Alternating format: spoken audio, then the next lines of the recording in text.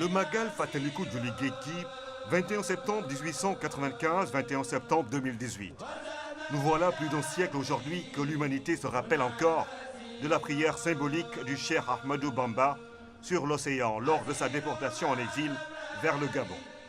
C'est dans ce contexte historique et surtout religieux que la communauté du mouridisme, sous le ndigal et la bénédiction du khalife général Feu Serigne Saliou Mbacké, a décidé de se réunir en daïra et en association dénommée le Kuréel Fatalikou Julli Géej gi. Magal Julli Géej gi mi ngi mun nañ ne mi ngi soxoo ci sëñ bi rek Cheikh Ahmadou Bamba Khadim Rasoul. bi mu namee liggéey bi taxaw dafa ko sotti ci xel doomu aadama yi toogoon di waxtaan. ay mbokki taalibe yi toogoon sous l'égide de sëñ Mountakha Bassirou nii tey. Julli Géej gi du kenn mooma te dërëmam moo ci njëkk jiitu te moo ne teg leen temps te it yemu ca. Il a été la première personnalité à cotiser, donner une cotisation, je crois que c'était 128 000 francs, parce que c'est lui qui avait instauré, n'est-ce pas, la somme de participation. dafa wëlbati ko ne nag gannaaw xalaat dañ ko ba rafetlu ko maa ngi dem nag ca sama Serigne Touba Cheikh Ahmadou Bamba Khadim Rasoul muy Serigne Saliou. bi mu ñibbee Touba seeti sëriñ bi daal di koy rafetlu lool daal di ko ciy jox ndigal daal di koy def nag ne ko yaay doon sama jëmm ci kuréel ga yow laa doxal sama diggante ñooñu. Le Magal Fatalikou Julli Géej gi a réussi à se positionner comme le plus grand événement religieux de la communauté du mouridisme à Dakar. Le Kuréel Fatali Julli Géej gi du 21 septembre de chaque année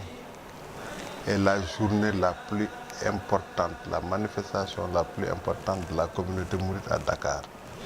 Et c'est Feu Serigne Saliou Mbacké qui avait décidé que cette journée soit la journée de Dakar, la journée de la Mouridiyya à Dakar. Sëñ Saliou Mbacké yal na suñu borom dolli ay leeram te taas ñu ci barkeem le khalife Sëñ Saliou avait béni cet événement en disant nommément: je souhaite que ce soit le jour, le plus grand jour pour les mourides à Dakar. Le Magal Fatalikou Julli Géej gi, un événement religieux officialisé dans le calendrier annuel des institutions et organisations du Sénégal. Instruction du chef de l'État et de son Premier ministre et de son ministre de l'Intérieur, nous avons pu faire un CRD présidé par le gouverneur, l'adjoint au gouverneur de Dakar, chargé du développement. Et le CRD s'est très bien passé. La semaine qui suit, nous avons pu faire un CDD sous la supervision du préfet de Dakar et le suivi a été fait pour voir effectivement si tout se passait très bien. Et durant tout le mois de septembre, le chef du gouvernement, le Premier ministre en particulier, donne des instructions à tous les ministères concernés, à tous les chefs de services concernés, pour que tout soit mis en œuvre pour une parfaite organisation. En tout cas, nous avons l'accompagnement de l'État durant tout le processus. Le Kuréel Fatalikou Julli Géej gi, c'est d'abord et avant tout un groupe de personnes engagées et surtout mobilisées autour d'une organisation méthodique et perpétuellement perfectionniste. Le Kuréel, c'est au fait une fédération de daïra, de plus de 100 daïra. daayira yooyu suñu demee ba nga xam ne kuréelu Julli Géej gi des na ay lu mot 10 jours da ciy am ay daayira yoo xam ne dañ naan ñoom dañuy barkeelu loolu la ñuy tuddee barkeelu bâche nga xam ne ñoom dañuy ñëw rek ñii ne dinaa barkeelu añ ñii ne dinaa barkeelu reer nga xam ne dañuy togg ñoom ci seen doole bopp ñëw indi jox ko góor ñi nekk ca bâche ba ak équipe yay bâche jox leen ko ñu añee. Une grande organisation, très grand événement parce que c'est 2 jours. Le premier jour c'est donc affecté à l'exposition, la grande exposition mouride, donc en parlant sur l'esthétique mouride, l'histoire même du mouride, et également dédié à le ngontal de Mame Cheikh Ibrahima Fall. ñun nag kuréelu Julli Géej gi ni ñuy doxalee ñun jigéen ñi mooy dañuy sasu ku ne danga naan sas naa sama bopp nangam balaa déwén ma motal ko léegi comme man maay trésorière bi jigéen ñi ñu ci bari weeru deewu ne wala saa yu ñu ko mënee rek lu ñu am dañ koy dugal ci seen sas ma di leen ko bindal balaa kuréelu julli géej gi di yegsi dina fekk ñépp seen sas yem. Le Magal Fàttaliku Julli Géej gi, qui marque sa particularité par la diversité de son programme d'activités culturelles et la richesse des contenus, est organisé sur 2 jours. La journée du 20 septembre, essentiellement dédiée à Mame Cheikh Ibra Fall,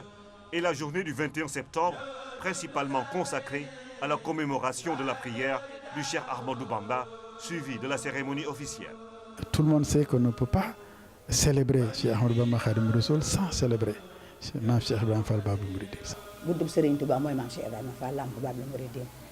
loolu waral le 20 septembre ñu am guddub Mame Cheikh Ibrahima Fall. Pris la journée du 20 pour l'exposition, parler de l'histoire mouride de Serigne Touba. liggéeyal sëñ bi mi ngi door ci fàttaliku julli géej gi waaye mi ngi door it ci waxtaan sëñ bi maanaam li nga xam ne ku tedd ki joxoon nañu ko muy sëñ Saliou maanaam arme bi mu ñu joxoon ngànnaay li mu ñu joxoon ci lim ci téere ci alquran ci lim ci ay xasaayit ci lim ci ay werd loola mooy fondamentaux yi du fi jóge mukk ila yow mi diin. le 21 ñu ñëw na ci bis bi nag bu doon bis bi bu ñu xëyee le matin fekk ku ne répartir nañ ni ma la ko expliqué wàññi kii mooy wàññi ko soxna Sodo mooy cuisine centrale ñii fi lañ ñu fi affecté waaw ñu loolu yëpp c'est sur un document li ma la wax rek fiche technique rek fu ne di yor ñun ñëpp fu nekk nii fu ne booy ma dem sama wàññi ma yor sama fiche technique. ñun lu jiitu ñaari bis yooyu ñun soxna yu kuréelu julli géej gi ñun sunu ni ñuy dundee kuréelu julli géej gi ñun salaatu ala nabi la ñuy jàng la ñuy def am na ay lim am nañu benn soxna soo xam ne moom moo yor loolu registre la yor saa yu ñëwee ku ci ne lim bi nga def ci salaatu ala nabi da nga ko koy wax mu bind ko astafurlaa li nga ci def da nga koy wax mu bind ko bismillahi rahmaani rahim lépp loo am da nga koy wax mu bind ko ñu def ko registre di ko enregistrer chaque vendredi ku ci ne da ngay joxe sëb lim dañ koy wàcce. Depuis sa première édition, la prière du Magal a toujours été dirigée par d'illustres guides religieux connus pour leur engagement dans l'expansion des sciences coraniques et les valeurs islamiques au Sénégal et à l'étranger. bi ko sëñ Mourtala déggee moom moo wax moom sëñ Mourtala ne maay doon ilimaanu kuréel ci liñ ko sàkku ci moom. Je viens de le dire, effectivement, Sëñ Mountakha Bachir a dirigé la prière pendant plusieurs années. Avant lui, il y avait son père, son vénéré père, Sëñ Mourtala Mbacké, qui a eu à diriger cette prière. Il y a eu Sëñ Abdou Hakim Mbacké, aussi a eu à diriger cette prière.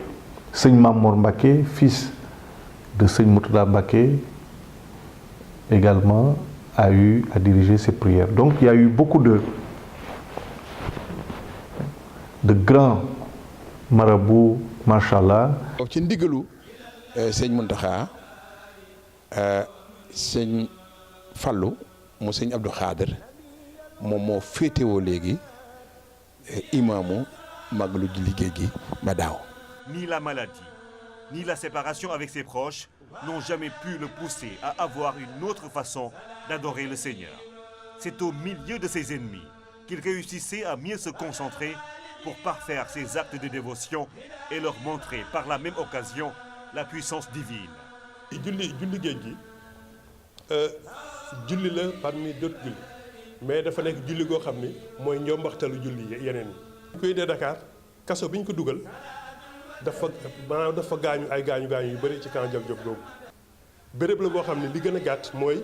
sëgg fa nii ci sujjóot wala nga rukkoo fa jàppandiwul cellule la en fait mu ñëw déjà bi mu duggee rek gaañu yooyu bëri na béréb bi itam c'était insalubre foofu itam di fa xalaat julli beneen affaire la mu ñëw julli fa ñaari rakk yu historique ndax Baqara ku ko xam ci alxuraan guddaayam ku xam Ali Imran ci alxuraan ak guddaayam mu mën fa julli ñaari rakka yooyu ba la fa xew yëpp xew fa Jibril alayhi salaam ñëw fa Yonent bi sallallahu alayhi wasallam jaar fa ñoom maam jaar ak ñëpp ñëw fa boobu it julli googu c'est historique. julli géej gi fàttaliku ko mooy fàttaliku diine islam moo tax kii nag war naa mën a suñu borom war naa ko mën a récompenser nag jox ko ay trophée jumaa yu dul jeex ci àddina bi waxuma Sénégal li fi nekk mais léegi foo dem ci àddina bi kër Serigne Touba nga fa te kon jàkk la bu heure julli jotee fa la ñu jullee. C'est là une façon pour le kuréel Fàttaliku Julli Géej gi de se rappeler de cette séquence historique extrêmement importante dans l'accomplissement de la destinée de Cheikh Ahmadou Bamba.